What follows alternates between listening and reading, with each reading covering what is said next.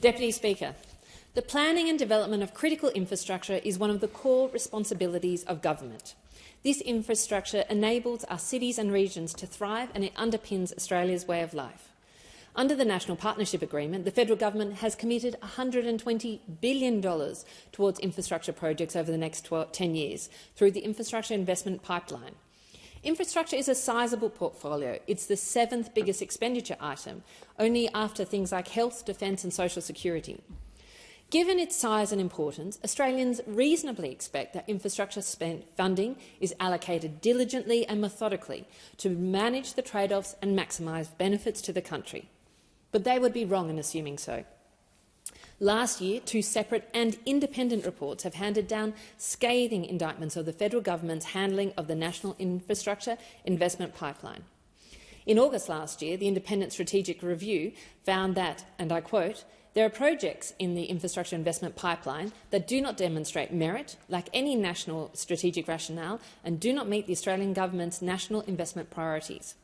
Similarly, in November, the mandatory review of the National Partnerships Agreement on Land Transport Infrastructure, the Halton Review, found that the lack of information gathering and due diligence said, and I quote, "undermines a Commonwealth's capacity to be an informed investor in land transport infrastructure." This goes much deeper than one project being approved ahead of another.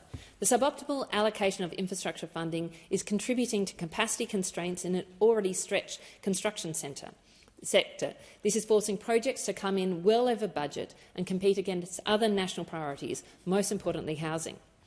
As a result, the Infrastructure Investment Pipeline identified $33 billion in additional known cost pressures as a result of, I quote, clogged infrastructure pipeline that doesn't reflect current market capacity. Let that sink in for a moment. Cost blowouts now represent 30% of the total initial budget allocation of the IIP, and at a time when inflation is rife and we need the construction sector to urgently deliver more homes. The problem has been brewing under governments of both stripes.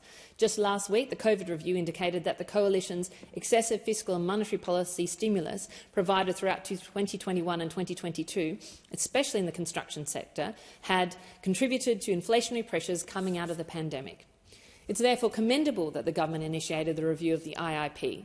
However, the response from the government has been disappointing. The IIP recommended 82 projects not yet under construction be immediately ceased and 36 projects not yet under construction to be immediately re-evaluated.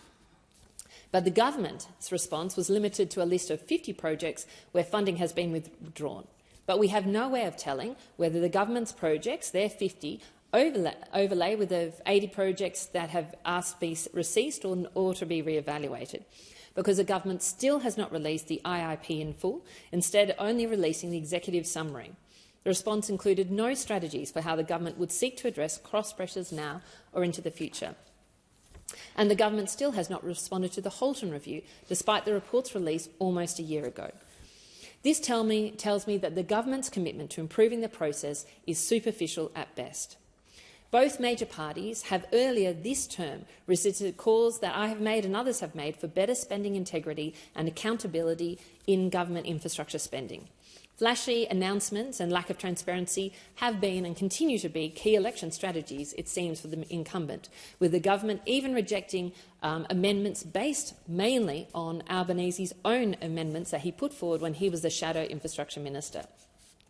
Enough is enough. In the coming months, I'll be introducing a private member's bill aimed at improving spending integrity in transport infrastructure, and I'm calling on the government to immediately publish detailed responses to both the review of the IIP and the National Partnership Agreement, including releasing the IIP review in full, committing to implementing long-term investment strategies and the publishing of detailed business cases for all large-scale infrastructure projects, and immediately act on the recommendations of these reviews and pause non-essential infrastructure spending until capacity has been restored. The government will try and say that the information is commercial in confidence, but this excuse is simply not good enough.